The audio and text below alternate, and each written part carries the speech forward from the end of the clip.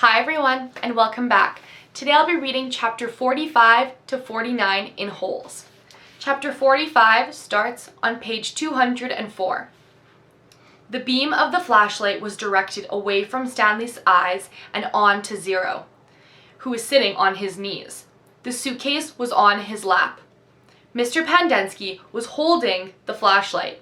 Mr. Sir stood next to him with his gun drawn and pointed in the same direction. Mr. Sir was barefoot and bare-chested, wearing only his pajama bottoms. The warden moved toward Zero. She was also in her bedclothes, wearing an extra-long t-shirt. Unlike Mr. Sir, however, she had on her boots. Mr. Pandensky was the only one fully dressed. Perhaps he had been on guard duty. Off in the distance, Stanley could see two more flashlights bobbing toward them in the darkness. He felt helpless in the hole. "You boys arrived just in the nick," the warden started to say. She stopped talking and she stopped walking. Then she slowly backed away. A lizard had crawled up on top of the suitcase. Its big red eyes glowed in the beam of the flashlight. Its mouth was open, and Stanley could see its white tongue moving in and out between its black teeth. Zero sat as still as a statue. A second lizard crawled up over the side of the suitcase and stopped less than an inch away from Zero's little finger. Stanley was afraid to look, and afraid not to. He wondered if he should try to scramble out of the hole before the lizards turned on him, but he didn't want to cause any commotion. The second lizard crawled across Zero's finger and halfway up his arm. It occurred to Stanley that the lizards were probably on the suitcase when he handed it to Zero. "There's another one!" gasped Mr. Pandensky. He shined the flashlight on the box of frosted flakes, which lay on its side beside Stanley's hole. A lizard was crawling out of it. The light also illuminated Stanley's hole. He glanced downward and had to force himself to suppress a scream. He was standing in a lizard nest. He felt the scream explode inside him. He could see 6 lizards. There were 3 on the ground, 2 on his left leg, and 1 on his right sneaker. He tried to remain very still. Something was crawling up the back of his neck. 3 other counselors approached the area. Stanley heard one say, "What's going?" and then whisper, "Oh my God." "What do we do?" asked Mr. Pandensky. "We wait," said the warden. "It won't be very long." "At least we'll have a body to give that woman," said Mr. Pandensky. "She's going to ask a lot of questions," said Mr. Sir. "And this time she'll have the AG with her." Let her ask questions," said the warden. "Just so long as I have the suitcase, I don't care what happens. Do you know how long?" Her voice trailed off, then started up again. "When I was little, I'd watch my parents dig holes. Every weekend and every holiday. When I got bigger, I had to dig too, even on Christmas." Stanley felt tiny claws dig into the side of his face as the lizard pulled itself up off his neck and past his chin. "It won't be too long now," said the warden. Stanley could hear his heart beat. Each beat told him he was still alive, at least for 1 more second. Chapter 46. 500 seconds later, his heart was still beating. Mr. Pandensky screamed. The lizard, which had been in the cereal box, was springing toward him. Mr. Sir shot it in mid-air. Stanley felt the blast shatter the air around him. The lizard scurried frantically across his very still body. He did not flinch. A lizard ran across his closed mouth. He glanced at Zero, and Zero's eyes met his. Somehow they were both still alive, at least for 1 more second, 1 more heartbeat. Mr. Sir lit a cigarette. "I thought you quit," said one of the other counselors. Yeah, well, sometimes sunflower seeds just won't cut it. He took a long drag of his cigarette. I'm going to have nightmares for the rest of my life. Maybe we should just shoot them, suggested Mr. Pandensky. Who? Asked a counselor. The lizards or the kids? Mr. Pandensky laughed grimly. The kids are gonna die anyway. He laughed again. At least we got plenty of graves to choose from. We've got time, said the warden. I've waited this long. I can wait another few. Her voice trailed off. Stanley felt a lizard crawl in and out of his pocket. We're going to keep our story simple, said the warden. The woman's going to ask a lot of questions. The AG will most likely initiate an investigation. So this is what happened. Stanley tried to run away in the night, fell in a hole, and lizards got him. That's it. We're not even going to give them Zero's bodies. As far as anybody knows, Zero doesn't exist. Like Mom said, we got plenty of graves to choose from. Why would he run away if he knew he was getting released today? Asked Mr. Pandensky. Who knows? He's crazy. That's why we couldn't release him yesterday. He was delirious, and we had to watch over him so he wouldn't hurt himself or anybody else. She's not gonna like it, said Mr. Pandensky. She's not gonna like anything we tell her, said the warden. She stared at Zero and at the suitcase. Why aren't you dead yet? She asked. Stanley only half listened to the talk of the counselors. He didn't know who that woman was or what AG meant. He didn't even realize they were initials. It sounded like one word, AG. His mind was focused on the tiny claws that moved up and down his skin and through his hair.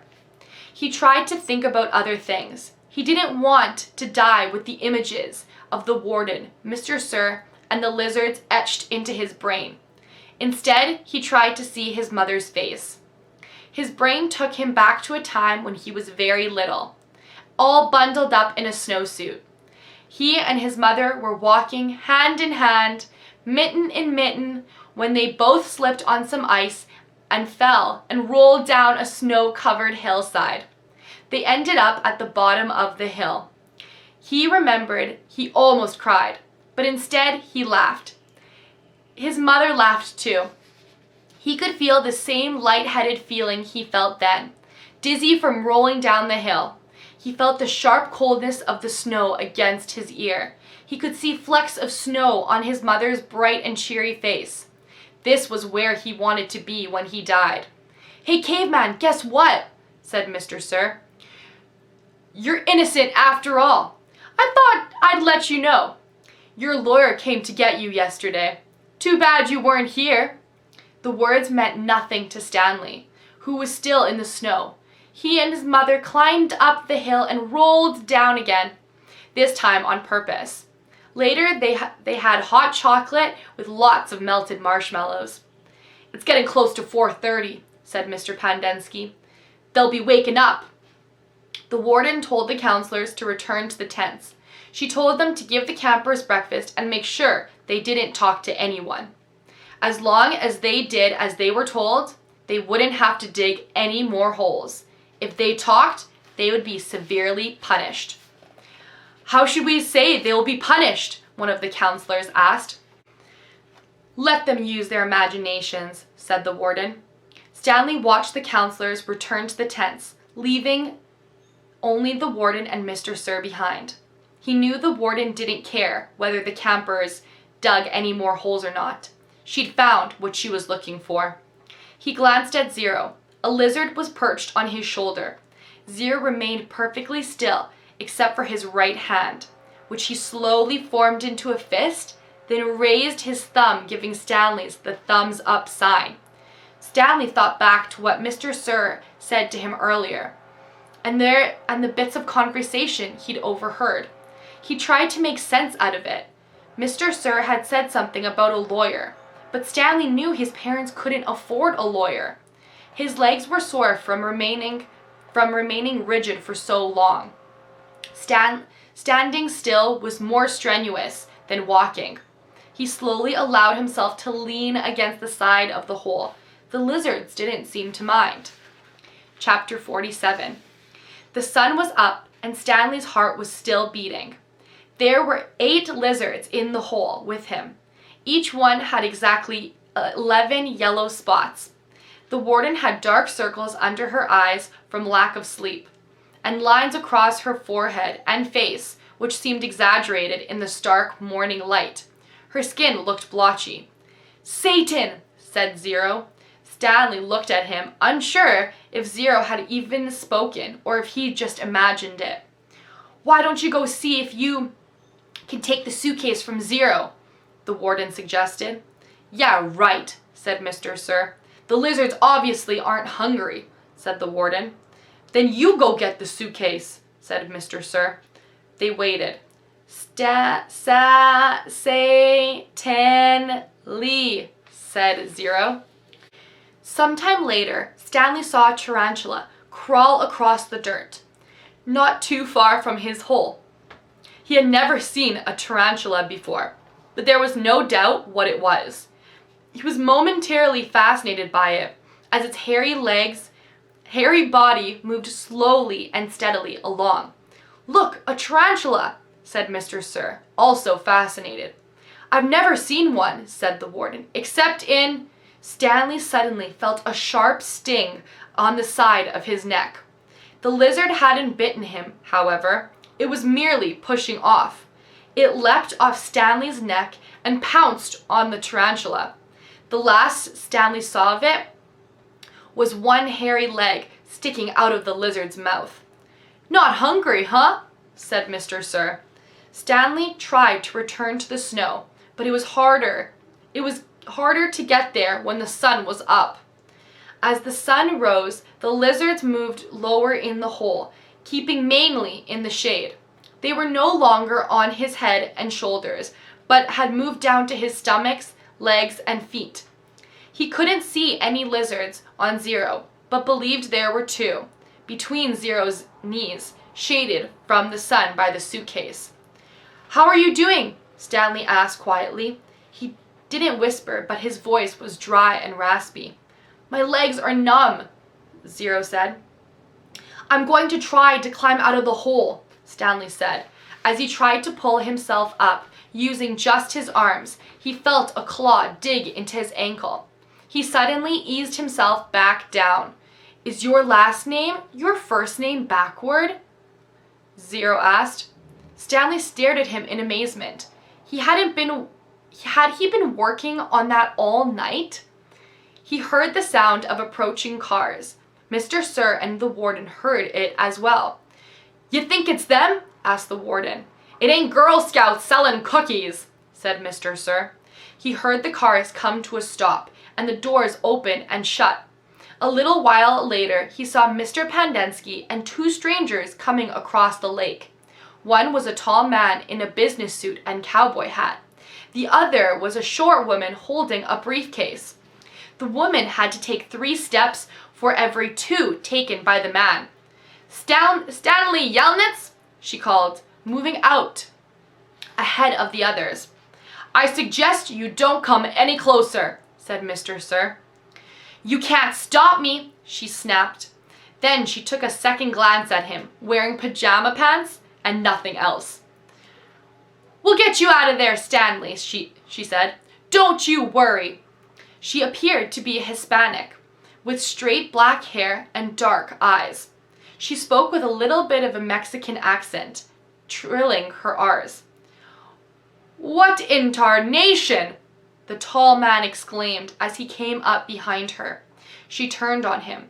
"I'm telling you right now, if any harm comes to him, we will be filing charges not only against Miss Walker and Camp Green Lake, but the entire state of Texas as well. Child abuse, false imprisonment, torture." The man was more than a head taller than she, and was able to look directly over her as he spoke to the warden. "How long have they been in there?" "All night, as you can see by the way we're dressed." They snuck into my cabin while I was asleep and stole my suitcase. I chased after them, and they ran out here and fell into the lizard's nest. I don't know what they were thinking." "That's not true," Stanley said. "Stanley, as your attorney, I advise you not to say anything," said the woman, "until you and I have had a chance to talk in private." Stanley wondered why the warden lied about the suitcase. He wondered who it legally belonged to. That was one thing he wanted to ask his lawyer, if she really was his lawyer. "It's a miracle they're still alive," said the tall man. "Yes, it is," said the warden, agreed, with just a trace of disappointment in her voice.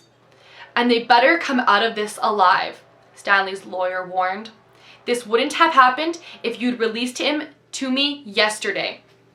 "It wouldn't have happened if he wasn't a thief," said the warden. "I told him he would be set free today. I guess he decided he'd try and to take some of my valuables with him. He's been delirious for the last week." "Why didn't you release him when she came to you yesterday?" the tall man asked. "She didn't have proper authorization," said the warden. "I had a court order." "It was not authenticated," the warden said. "Authenticated? It was signed by the judge who sentenced him." "I needed authentication from Attorney General," said the warden. "How do I know it's legitimate? The boys in my custody have proven themselves dangerous to society. Am I supposed to just turn them loose anytime someone hands me a piece of paper?" "Yes," said the woman, "if it's a court order." "Stanley has been hospitalized for the last few days," the warden explained. "He's been suffering from hallucinations and delirium, ranting and raving. He was in no condition to leave. The fact that he was trying to steal from me on the day before his release proves." Stanley tried to climb out of the hole, using mostly his arms so as not to disturb the lizards too much. As he pulled himself upward, the lizards moved downward, keeping out the sun's direct rays. He swung his legs up and over, and the last of the lizards hopped off. "Thank God!" the warden exclaimed. She started toward him, then stopped. A lizard crawled out of his pocket and down his leg. Stanley was overcome by a rush of dizziness and almost fell over. He steadied himself, then reached down, took hold of Zero's arm, and helped him slowly to his feet. Zero still held the suitcase. The lizards, which had been hiding under it, scurried quickly into the hole. Stanley and Zero staggered away. The warden rushed toward them. She hugged Zero. "Thank God you're alive," she said as she tried to take the suitcase from him. He jerked it free. "It belongs to Stanley," he said. "Don't cause any more trouble," the warden warned. "You stole it from my cabin and you've been caught red-handed. If I press charges, Stanley might have to return to prison. Now I'm willing, in view of all the circumstances, to—" "It's got his name on it," said Zero. Stanley's lawyer pushed past the tall man to have a look. "See?" Zero showed her. "Stanley Yelnats." Stanley looked too. There in big black letters was Stanley Yelnats. The tall man looked over the head of the others at the name on the suitcase.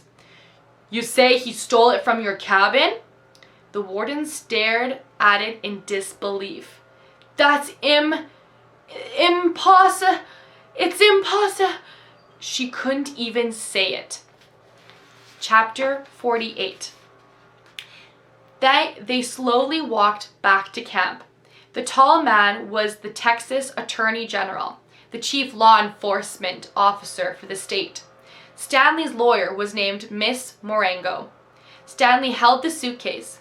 He was so tired he couldn't think straight. He felt as if he was walking in a dream, not quite able to comprehend what was going on around him.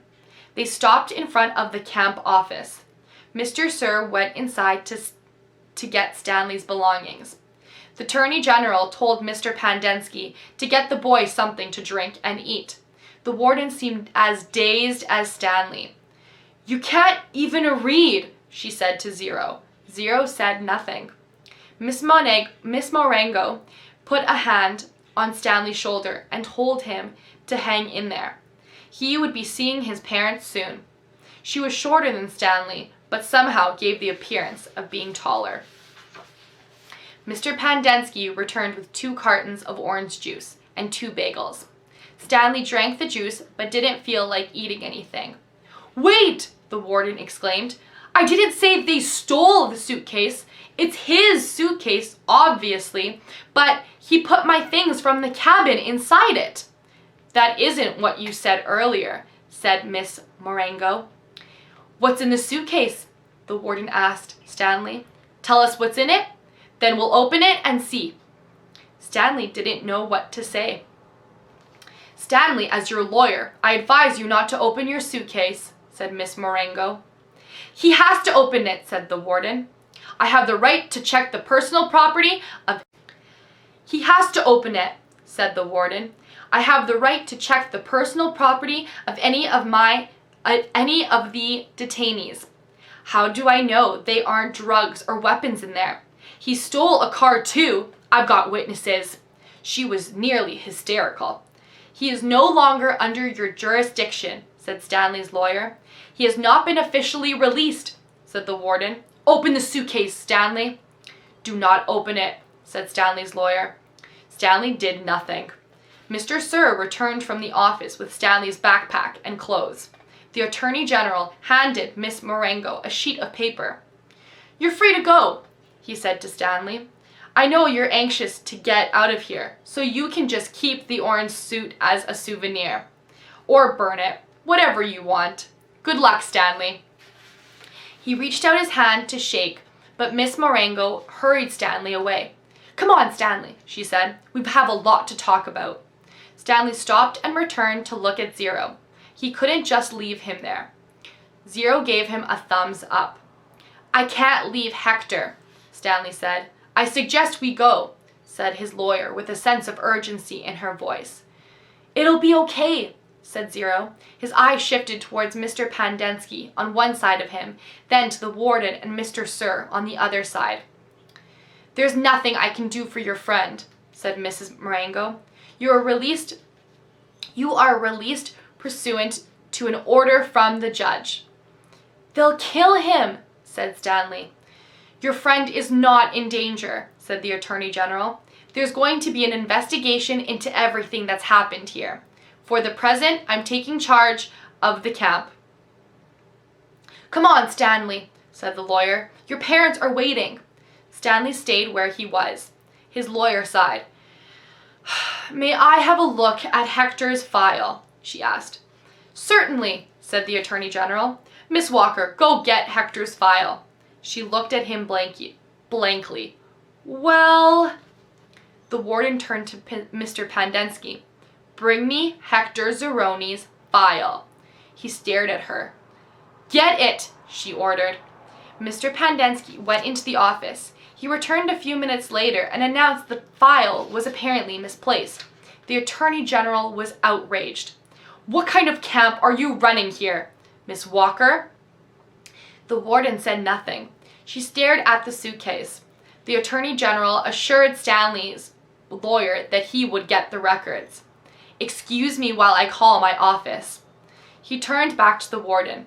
"I assume the phone works." He walked into the camp office, slamming the door behind him. A little while later, he reappeared and told the warden he wanted to talk to her. She cursed, then went inside. Stanley gave Zero thumbs up. "Caveman, is that you?" He turned to see Armpit and Squid coming out of the rec room. Squid shouted back into the rec room, "Caveman and Zero are out here!" Soon all the boys from Group D had gathered around him and Zero. "Good to see you, man," Armpit said, shaking his hand. "We thought you were buzzard food." "Stanley's being released today," said Mr. Pandensky. "Way to go," said Magnet, hitting him on the shoulder. "And you didn't even have to step on a rattlesnake," said Squid. Even Zigzag shook Stanley's hand. "Sorry about, "It's cool," said Stanley. We had to lift the truck clear out of the hole, Zigzag told him. It took everybody in C, D, and E. We just picked it right up. It was really cool, said Twitch. X-Ray was the only one who didn't come over. Stanley saw him back behind the others a moment, then returned to the rec room. Guess what? Said Magnet, glancing at Mr. Pandensky. Mom says we don't have to dig any more holes. That's great, Stanley said. Will you do me a favor? Asked Squid. I guess, Stanley agreed, somewhat hesitantly. I want you to... He turned to Miss Marengo. Hey lady, you have a paper and pen I can borrow?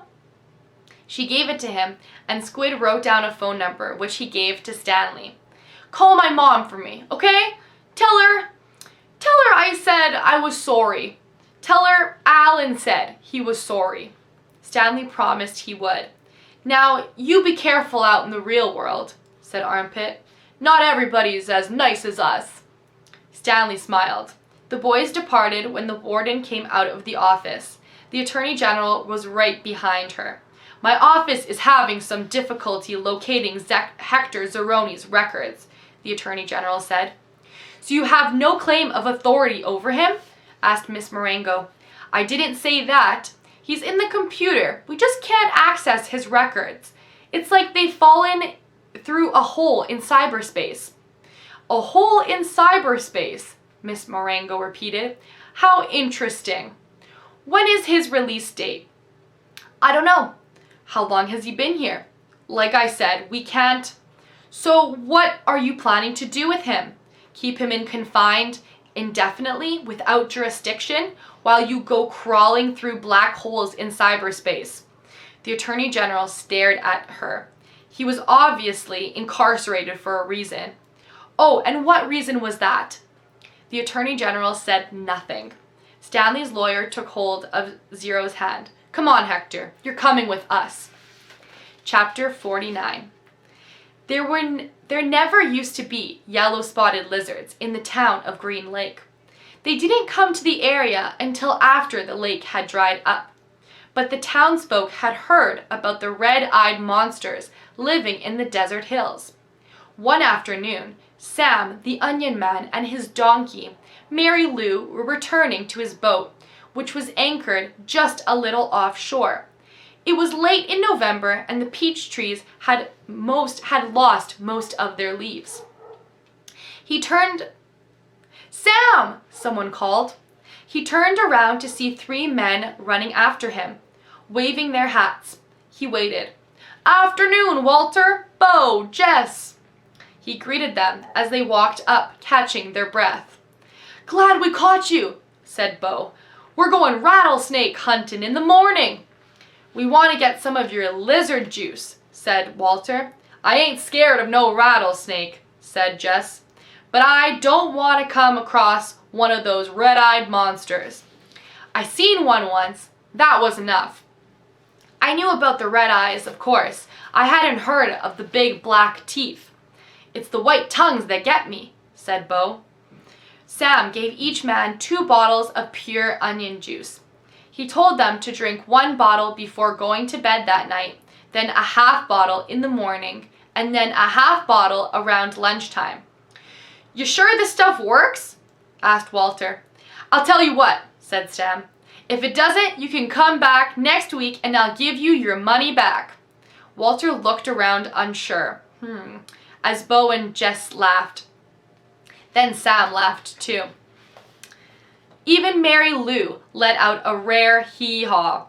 Just remember, Sam told the man before they left, it's very important you drink a bottle tonight. You got to get it into your bloodstream. The lizards don't like onion blood. Stanley and Zero sat in the back of Miss Marengo's BMW. The suitcase lay between them. It was locked, and they decided they'd let Stanley's father try to open it in his workshop. You don't know what's in it, do you? She asked. No, said Stanley. I don't think so. The air conditioning was on, but they drove with the windows open as well, because, no offense, but you boys really smell bad. Miss Marengo explained that she was a patent attorney. I'm helping your father with the new product he's invented. He happened to mention your situation, so I did a little investigating. Clyde Livingston's sneakers were stolen sometime before 3:15. I found a young man, Derek Dunn, who said that at 3:20 you were in the bathroom fishing your notebook out of the toilet.